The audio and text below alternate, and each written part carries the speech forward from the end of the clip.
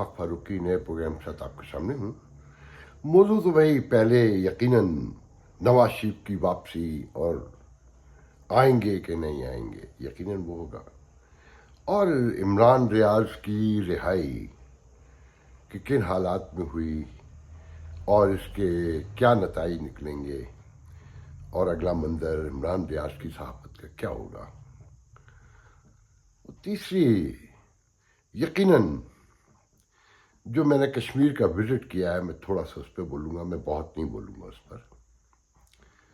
देखें, इस वक्त इस पूरे मुल्क में एक ही बहस है कि नवाज शरीफ आएंगे नहीं आएंगे, इंतखाबात होंगे नहीं होंगे। अच्छा, एक सेगमेंट ऑफ सोसाइटी वो है जिसमें मैं शामिल हूँ कि इंतखाबात से कुछ नहीं निकलता नज़र आता, और फिर इंतखाबात अगर होते हैं तो आप धांधली करके तो नवाज शरीफ को या जरदारी को या किसी को भी ला सकते हैं। फेयर इलेक्शन से इमरान खान का रास्ता रोकना, मैं बानी मुखालफिन में से हूँ इमरान खान के, मगर जो सच है वो कहना पड़ेगा और बोलना चाहिए। यही न्यूट्रलिटी होती है और यही सच्चाई हो, ज़मीनी हकाइक से जुड़ के रहना पड़ता है। तो इमरान खान का आप रास्ता नहीं रोक सकते। वो इमरान खान जो ज़िंदगी के हर मामले में झूठ साबित हुए, झूठ बोलते रहे, और झूठा ही उनका बयानिया है कि रियासत मदीना वो गरीब पाकिस्तानियों को दिखाते हैं जो मज़हब से जुड़े हुए हैं। इस पूरे मुल्क को देख लें कि जितना भी इस्लाम आपको नज़र आता है वो गरीब बस्तियों में है, कि वो साइफर हो, वो IMF जाना हो, वो कर्जा वापस लाना हो, लूटी हुई दौलत वापस लानी हो, हर मामले में उन्होंने अपने बयानिए को बदलना, मुकरने को यू टर्न का नाम दिया ना। मगर आज उनका तूती इस हद तक बोलता है कि कल किसी से बात हो रही थी, कल मैंने अपने व्लॉग में कहा था कि जो न्यूयॉर्क में एहतजाजी जुलूस हुआ काकड़ की आमद पर यूनाइटेड नेशन के सेशन के मौके पर PTI का, कि मैंने उसमें तो ये कहा था कि जो एहतजाजी शुरका थे PTI के, उसमें 80% पंजाबी थे, 10% पश्तून थे और 10% उर्दू स्पीकिंग थे। तो मेरे एक दानिश्वर दोस्त, जो बहुत बुजुर्ग मेरे दानिश्वर दोस्त हैं, उनका कि नहीं, KPK में 10% नहीं बहुत ज़्यादा हैं, और ये दानिश्वर मुस्लिम लीग नून के डाई हार्ड कहलाते हैं। मैं उनका तारुफ नहीं कराना चाहूँगा। तो मेरा मफहूम वहाँ ये नहीं था कि वो वोट का नंबर वहाँ से जाहिर हो रहा था। मैंने तो जुलूस की शुरुआत बताई थी। मुझे पता है कि KPK में खान साहब के चाहने वाले ज़्यादा हैं। यहाँ तक कि खान साहब ने लाहौर में जो आखिरी रैली निकाली, उसमें जो लोग थे, जितने भी शुरका थे 3-4 हज़ार, उसमें एक बड़ी अक्सरियत पश्तून लड़कों की थी। ज़मान पार्क में जो बाहर लोग बैठे हुए थे, उसमें पश्तून नौजवानों की तादाद बड़ी थी। और फिर साने 9 मई जहाँ जहाँ ये वाक़यात हुए, एक ख़ास नंबर पश्तूनों का लाहौर जैसे शहर में और बाकी शहरों में भी नज़र आया, जो इस बात को कंफर्म करता है कि खान साहब का वोटर जो असल है वो तो खैबर पख्तूनख्वा में है। और फिर पंजाब, अब पंजाब में मुतफ़क़ा लहराए है, और जो दानिश्वर हैं हमारे मुस्लिम लीग नून को सपोर्ट करते हैं, वो भी कहते हैं कि एक हवा है ये। बल्कि कल तो मेरे एक दोस्त ने ये तक कह दिया कि ये अब मसला ज़बानों का और फ़िरक़ों का नहीं, ये सारी कौमियतें हैं, इसमें एक मुत्तहद कौम बन गई हैं PTI के हवाले से। और मुझे बताने वालों ने ये भी बताया कि वो तबलीगी जमात जो कभी ख़ुद को किसी सियासी जमात से नत्थी नहीं करती थी, वो एक पहाड़ की तरह खान साहब के साथ जाके खड़ी हो गई है। तबलीगी जमात जी, रायविंड वाले, जिसमें बहुत सारे सेगमेंट हैं। तो मेरे लिए बहुत सरप्राइजिंग था, शॉकिंग भी था, and I was literally stunning जिसे कहते हैं ना, कि मुझे समझ नहीं आ रहा था कि हाउ कम।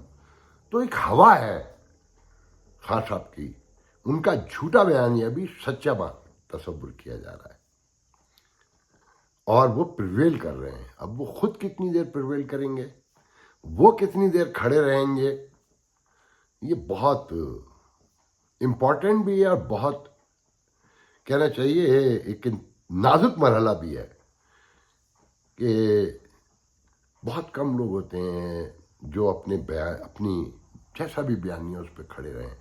خصب کب تک کھڑے رہیں گے اور ریاست کب تک انہیں اندر رکھ سکے گی، یہ آنے والے وقت میں پتہ چلے گا. دیکھیں یہاں تحریکیں تو نہیں چلتی، اس پورے خطے کی ایسی کوئی تاریخ نہیں ہے، مگر یہ بھی ذہن میں رکھیں جو ہم جیسے لوگ کہتے ہیں نا کہ یہ انتخابات ڈو اور ڈائی ہیں. اگر آپ نے انتخابات کرانے ہیں تو فیئر کرانے ہوں گے. اور میں یہ صاف کہتا ہوں کہ دیکھیں اگر لوگ پی ٹی آئی کو ووٹ دینا چاہتے ہیں تو let them do it, let them face it. Consequences بھی تو انہوں نے اور ہم سب نے بھگتتے ہیں نا. مگر جمہوری عمل کو اگر کنٹینیو کرنا ہے اور اس ریاست کو آگے لے جانا ہے تو اس امتحان سے گزرنا ہی پڑے گا، آج نہیں تو کل اور کل نہیں تو پرسوں. اس امتحان سے گزرے بغیر اب کوئی چارہ نہیں ہے. اور لوگوں کو یہ ذہن میں رکھنا چاہیے جو کہیں خوف زدہ ہیں، پاکستانیوں کو 75 سال میں جد و جہد کی ہی تو ایک عادت پڑی ہے. وہ لاکھ متحد ہو کر باہر نہ نکلیں، مگر وہ اپنے اپنے اسٹائل سے اپنے اپنے سیگمنٹ آف سوسائٹی میں اسٹرگل کرتے رہتے ہیں. وہ ضیاء الحق کا دور ہو، ایوب خان کا دور ہو، وہ مشرف کا دور ہو، ہر دور میں مختلف لوگ سامنے آتے رہے، صحافت سے بھی، سیاست سے بھی اور سوشل آسپیکٹ میں بھی. آواز سول سوسائٹی سے آوازیں بلند ہوتی رہی ہیں، لوگ لڑتے رہے ہیں. تو یہ ہمیں سمجھنا ہوگا کہ اگر ہم نے سیاست کو آگے لے کے چلنا ہے تو الیکشن فیئر ہی کرانے ہوں گے، ورنہ انتظار کیجئے 3-4 سال، اس کے بعد کیا ہوگا. تو اس روشنی میں میں نہیں سمجھتا کہ نواز شریف اگر آ بھی گئے تو اس سے کچھ نکلے گا. اور پھر نگرانوں کا رویہ تو میں آپ کو بہت پہلے بتا چکا ہوں کہ ان کے لچھن تو نہیں بتاتے کہ وہ جانے کے لیے آئے ہیں. پھر وزیر داخلہ جیسے لوگ بیان دے رہے ہیں کہ قانون اپنا راستہ لے گا اگر وہ آئیں گے، اور یہ ہوگا اور وہ ہوگا. اور مریم اورنگزیب کا بیان کہ وہ اپنی اوقات میں رہیں. سرفراز بگٹی صاحب، ان کا یہ مینڈیٹ نہیں ہے وہ مجمع کو تحفظ فراہم کریں اور وہ امن و امان قائم کریں. یہ نواز شریف کا کام ہے کہ وہ جلسہ گاہ جائے گا کہ وہ جیل جائے گا. That's not your business. مگر بتانے والے بتاتے ہیں کہ انہیں میسج پہنچا دیا گیا ہے کہ حضور آپ کا آنا درست اقدام نہیں ہوگا، نہ حالات ہیں نہ وقت ہے اور نہ ضرورت. پھر فائلیسا کے حوالے سے مختلف کنٹروورشل خبریں ہیں. کہیں آ رہا ہے کہ جی انہوں نے خط لکھا ہے آرمی چیف کو کہ مسنگ پرسنز اور یہ ان لیگل ڈیٹینشنز اور دس اینڈ دیٹ، یہ سب آپ کو ختم کرنی ہوگی اگر اس سیاست کو قائم رکھنا ہے. تو درجنوں مسائل ہیں. تو انتخابات نہیں ہوں گے، اور انتخابات اگر ہوں گے اور دھاندلی ہوگی تو علامہ حفیظ 1971 سے زیادہ برا ہوگا، جس کی پیشن گوئیاں لوگ پہلے سے کر رہے ہیں. اور پی ٹی آئی والے یہ بھول جاتے ہیں، یہ جاننے سے قاصر ہیں یا جاننا نہیں چاہتے کہ یہ بڑھتی تقسیم اور یہ گہری ہوتی بد انتظامی اور گرتی ہوئی معیشت، یہ تینوں چیزیں مل کر اس ریاست کو وہاں لے جا کے کھڑا کر دیں گی جہاں سے واپسی کا کوئی راستہ نہیں ہوگا. سیاسی لڑائی کو سیاسی انداز میں لڑیں. آپ نے 9 مئی کو غلطیاں کی ہیں، اس کی سزا بھگتیں. اگر یہ ایک ریاست ہے، یہاں ایک انتظام ہے، یہاں ایک مینجمنٹ ہے، یہاں ایک آئین ہے، یہاں ایک پارلیمنٹ ہے، یہاں ایک عدلیہ ہے، وہ لاکھ متنازع صحیح، مگر ریاست کہلاتی ہے. انٹرنیشنل کمیونٹی سے ریاست تصور کرتی ہے. تو ریاست کے قوانین فیس کرنا ہوں گے. سقراط کو یاد کریں، اسے جھوٹی سزا ہوئی تھی، اسے بھاگنے کا موقع بھی مل رہا تھا. تو اس نے کہا تھا کہ اگر آج میں نے یہ زہر نہیں پیا اور میں بھاگ گیا تو یہ جھوٹی عدلیہ سے ہی कल इस पर यकीन करने वाला कोई नहीं होगा और माशरा बद इंतज़ामी और इंतशार का शिकार हो जाएगा। तो कभी कभी जहर आने वाली नस्लों की बेहतरी के लिए पीना पड़ता है। तो उसका मतलब कहीं ये नहीं है कि आप रियासत को टका टोकरी कर दें। आसिम मुनीर अपने बिल्कुल तसलसल के जो कहना चाहिए कि डिज़र्व कंडीशन में, जिसे जो मैं समझता हूँ कि वो डिज़र्व करते थे, सबसे सीनियर थे। मेरा लाख इख्तलाफ है पॉलिसियों पे, मैं साफ कह रहा हूँ कि जाने वाले से ये आने वाले कहीं बेहतर नहीं है। ये सेम है, ये वर्दी ये चेहरे बदलते हैं, ये वर्दी एक रहती है, इनके सोल एक है, इनमें कोई फ़र्क नहीं है। मगर सिर्फ एक आदमी को टारगेट करना और अपने पूरे इदारे को ख़राब करना, ये अपनी रियासत को ख़राब करने के मुतरादिफ है।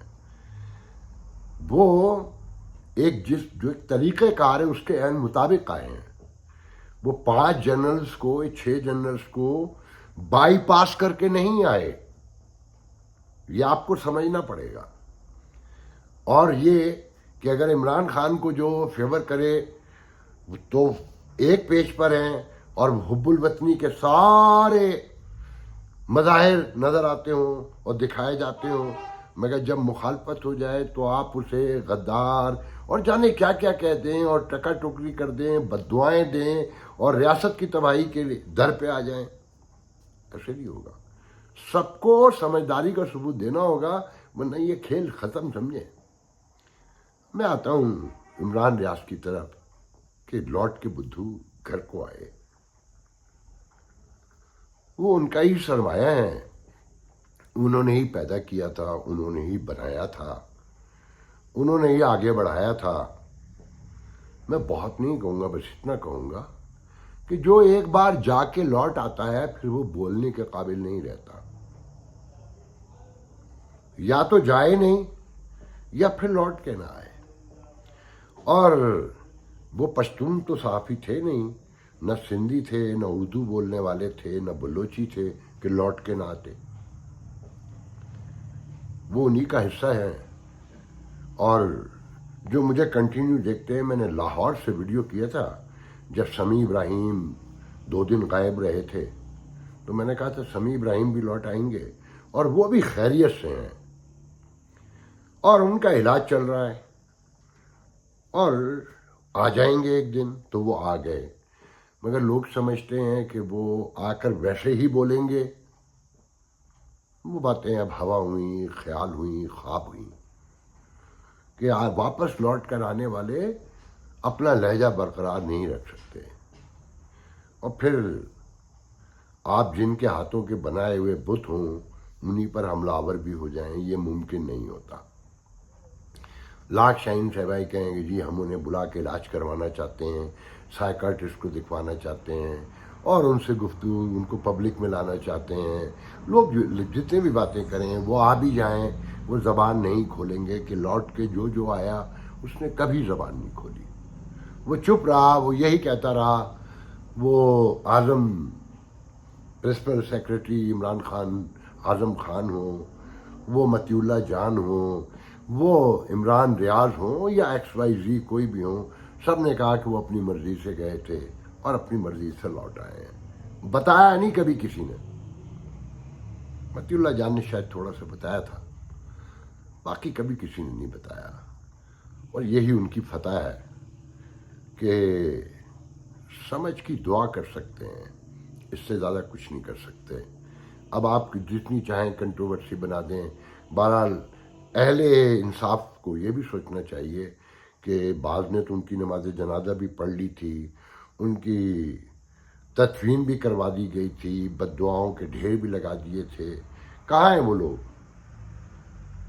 तो सब कुछ कर चुके थे, उनकी तदफीन तक कर चुके थे ना। मगर वो लौट आए हैं, खुशी की बात है।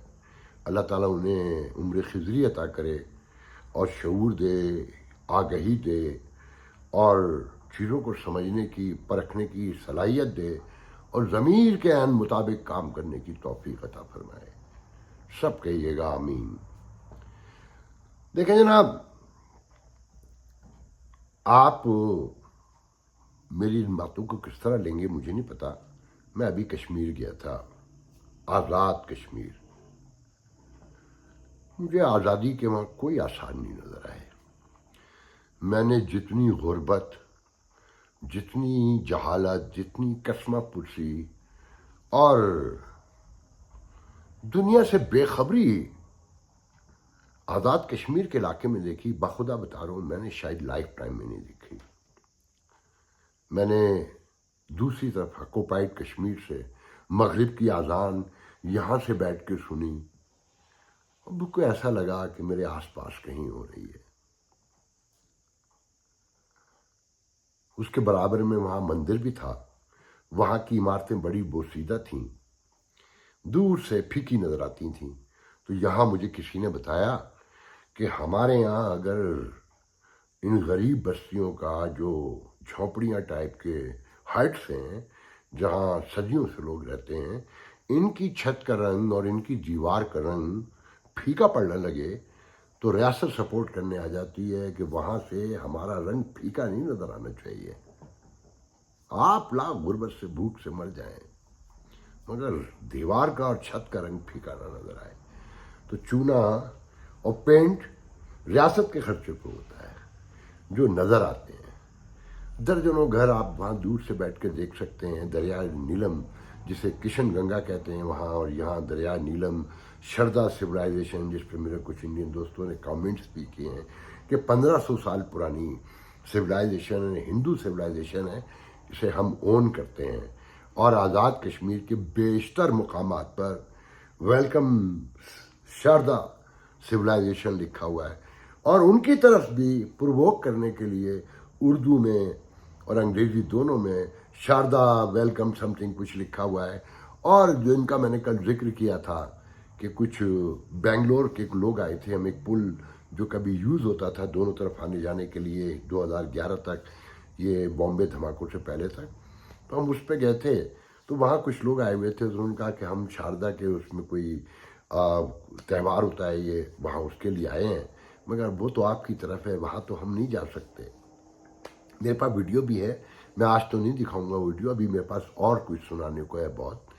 तो वहाँ के से लोग चलते फिरते, वहाँ की मुझे सड़कें ज़्यादा वाज़ेह साफ है, वो वैली उनके पास ज़्यादा है, और यहाँ घाटी ज़्यादा है। दरिया नीलम है या ऊपर पहाड़ है, उसी के ऊपर सड़क है, उसी के ऊपर कुछ दुकानें हैं, इतने खूबसूरत मनाजर हैं कि वाकई जन्नत नज़ीर है। मगर उन बाज़ारों को, उन सड़कों को, उन गलियों को देखें तो यकीन ही नहीं आता। तो एक इंतहाई मोतबर ज़रिए ने, एक रिटायर मैं लफ्ज़ इस्तेमाल करूँगा, तो मैंने पूछा कि यहाँ के लोग कितनी बड़ी अक्सरियत में साथ में हैं पाकिस्तान के। उन्होंने कहा कि गरीब जितना भी है वो सब हमारा है, और अमीर जो है वो किसी का नहीं है, और इंडिया उनको लालच देता है, उन पर पैसे लगाता है, उनके बंदों को यहाँ से अपने पास भी बुलवाता है, वाई यूरोप और वाई अमेरिका और वाई दुबई और थिंग्स लाइक दैट, और उन्हें वहाँ नवाजता भी है। तो पता चला कि आपकी यहाँ की रेगुलर सिम्स जो हैं, जो ये Telenor, jaws, Jong, what ever जितनी भी हैं, ये वहाँ यूज़ नहीं होती। हमारा फ़ोन बंद हो गया था, नेट बंद हो गया था, वहाँ की एक स्पेशल सिम है। तो मालूमात की तो पता चला कि जी वो जो सिम है वो स्टेट खुद कंट्रोल करती है, इसलिए कि उसे सुनने में आसानी होती है, पता चलता रहता है किसके कहाँ राब्ते हैं। तो वहाँ लोगों ने बताया कि जब फायरिंग हुआ करती थी और यहाँ लोग मरते थे तो ये फायरिंग नहीं करते थे, हमारे यहाँ से फायरिंग नहीं होती थी, सामने आंखों में आंखें डाले बैठे हुए, बारिश में, बर्फ में, पानी में। और ऐसे ट्रेन भी हैं जो क्या कहते हैं उसको, ट्रेल्स भी हैं कि जहाँ कोई सवारी कुछ नहीं जा सकती, तो गधे और खच्चर लाखों की तादाद में वहाँ सड़कों पे काफिले गुजरते हैं उनके, जो सामान लेके बैरिक्स में जाते हैं। कि उनकी 3 बैरिक के जवाब में हमारी एक है, और उनकी 3 में भी एक बैरिक में 3 मंजिला हैं, पक्की हैं। बाजवा साहब ने कड़ा कमाल किया है, जो बहुत तारीफ की जा रही थी वहाँ, कि बाजवा साहब के दौर में यहाँ पे भी पक्की बैरिक्स बनी। کہ ان کی طرف سے اگر فائر ہوتا ہے تو ایک منزل پہلی منزل سے فائر کرتے ہیں تو دوسری پہ چلے جاتے ہیں، دوسرے سے کرتے ہیں تو تیسری پہ چلے جاتے ہیں. ہمارے یہاں ایٹ دا موسٹ 1 اور 2 ہے، اور 3 کے جواب میں 1 ہے. اور کتنا عجیب تھا کہ ایک ہی پہاڑ پر، مطلب یہ ایک پہاڑ سمجھے، یہ پاکستانی بیرک ہے اور یہ ان کی بیرک ہے، بیچ میں بس ایک نالا ہے، پھر آمنے سامنے بھی بیٹھے ہوئے ہیں. اچھا، ایک پاکستان کو ایج حاصل ہے کہ دریائے نیلم کے دونوں طرف most of the places Pakistan ہے، اور اچانک انڈین پہاڑ شروع ہو جاتا ہے، مگر وہ دریا کے اس طرف کہیں پر بھی نہیں ہے. تو کہتے ہیں کہ جی اسٹریٹجیکلی یہ بڑا ایج ہے. مگر جتنے لوگ ملے، پریشان ملے، سب نے کہا کہ نسلیں گزر گئیں، اب تو 3 ہماری، چوتھی نسل ہم بھی جا رہے ہیں. وہ سامنے ہیں ہمارے گھر، وہ سامنے ہیں ہمارے لوگ، وہ سامنے ہیں ہمارے مناظر جہاں ہمارا بچپن کٹا، ایک جوانی کا ایک چھوٹا سا حصہ بھی گزارا، مگر ہم دوبارہ نہیں جا سکے. کچھ خالی گھر ہیں میرے پاس جن کی میں نے ویڈیوز بنائی ہیں، ویسی ویران پڑے ہیں، انہیں آباد بھی نہیں ہونے دیا انہوں نے جان بوجھ کے، شاید کہ آپ دیکھ کر جو چلے گئے. 92 میں کہتے ہیں بہت بڑے پیمانے پہ ماس، یعنی کہ ہجرت جیسے کہنا چاہیے ہوئی، اور لوگ راتوں کو نکل کے یہاں آئے. تو میں بتا رہا تھا کہ یہاں سے فائرنگ یوں نہیں ہوتی کہ یہاں والے کہتے ہیں کہ جی ہم یہاں والے بھی مسلمان ہیں، وہاں کریں تو وہ بھی مسلمان ہیں.